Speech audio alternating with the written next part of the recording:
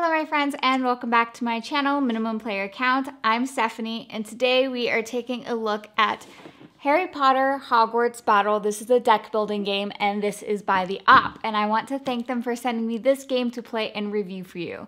Also, make sure that if you like my videos to like, subscribe, and hit that notification bell so that you're notified when I post new videos. So without further ado, let's get started.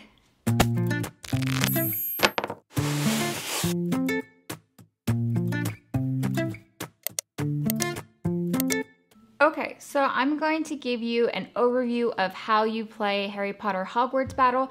Also, make sure that you turn on your Klingon subtitles just in case I make any rules mistakes. I want to make sure that I put those there for you. But how you play Harry Potter Hogwarts Battle is you and your fellow teammates will decide on one of the 4 starting characters, and those characters are Harry, Hermione, Ron, and Neville Longbottom. So you will start with one of those characters, and the first 2 of the 7 games that this comes with, or 7 years that this comes with, are instructional introductory courses to kind of give you an understanding of how this game plays. After you have decided on your characters and you set up your own player boards, your starting hand is 5 cards. So each person selects 5 cards from their starting pack of cards. A round goes in this order. So the person who is playing currently reveals a dark arts card and follows the instructions on that dark arts card, whether that is losing a life or discarding a card or so on. It can also affect all the members at the table. After that is done, you also have to make sure that you follow or look at the villains or a villain if you're doing the introductory first couple of games, and follow what those say, whether it's losing a life or removing damage from them or something like that. After you have done the Dark Arts card, make sure that you're following the villains as well. You then play your cards from your hand. And cards can also be beneficial to yourself, but also to your table. They can also say all players draw a card or all players gain life, things like that. But your main starting cards are gonna be for influence, or coins as I like to call them, or they're gonna be for gaining life or hearts, or they're gonna be attack power so that you can attack the villains that are currently on the table. And each villain that you have out will tell you how much life it has, showing on the bottom right corner of the card. Usually around like 5 or 7. As you get more into the game, they become more powerful, and so on. After you have played your cards, you then will spend your influence or money on the current cards that are showing on the board. There are 6 cards that show up on the board that you're able to draw from or buy from that then get added to your discard pile. The only exception to that rule is if you have a card that specifically says if you draw a spell card, that spell card goes to your draw pile instead of your discard pile, you're able to use it in that way. You also take your life, as in going up, and you also assign your attack power to a villain. If there's multiple, you decide on where you're assigning that attack power.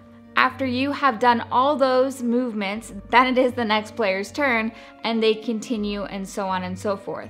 An important thing to note as well is if you don't spend any of your influence or your attack, those get discarded at the end of your turn every round. So it is very important that you try to gain as much influence or gain just the right amount of influence to buy the cards or assigning the attack power that you need for that round.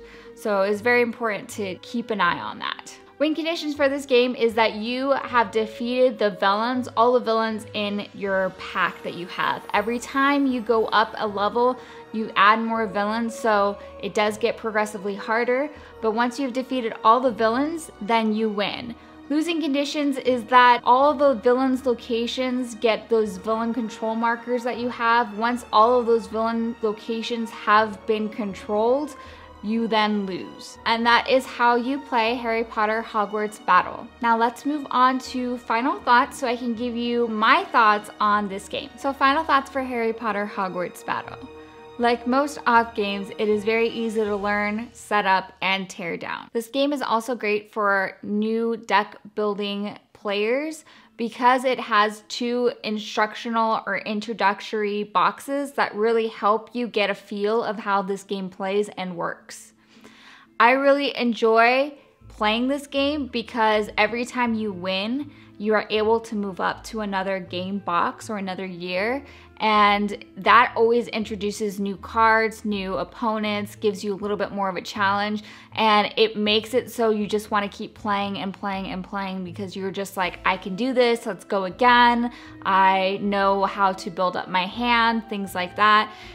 It is very addicting, at least for me. I found it very addicting and I already want the expansion even though I haven't actually finished this game yet.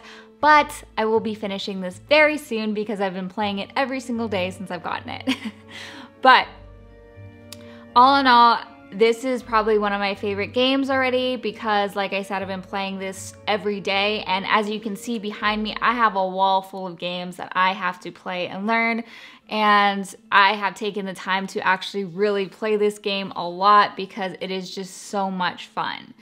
So I really appreciate this game, as well as this is my first deck building game, full deck building game. There's a lot of games that I've played that have the deck building aspect in it, but this is just a full deck builder.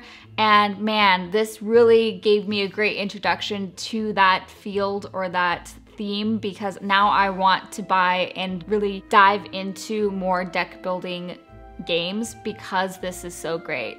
But I do again want to thank the op for sending me this. Thank you so much. I love it. I love it so much. And also make sure to hit that notification button, that notification bell, because I will be doing some giveaways in the future on my channel. There is a couple set up for around the holidays, so make sure that you have that notification bell set up so that you get notified when I post new videos. Also, in the comments, if you could recommend some deck builders for me, I would love to hear your recommendations and try some of those games out. But thank you guys so much for watching. As always, I will see you next time. Thank you. Oh, can I? That's too heavy. It's too heavy on one side because this side's heavier, you know? Sounds like an excuse. Oh. Yeah, there you go. You pin it with your nose. Yeah. Haha. Okay. Wingardium Leviosa. That's a swish and flick. So. Leviosa. Too many? Nope. Leviosa. Somebody died. It's Leviosa, not Leviosa.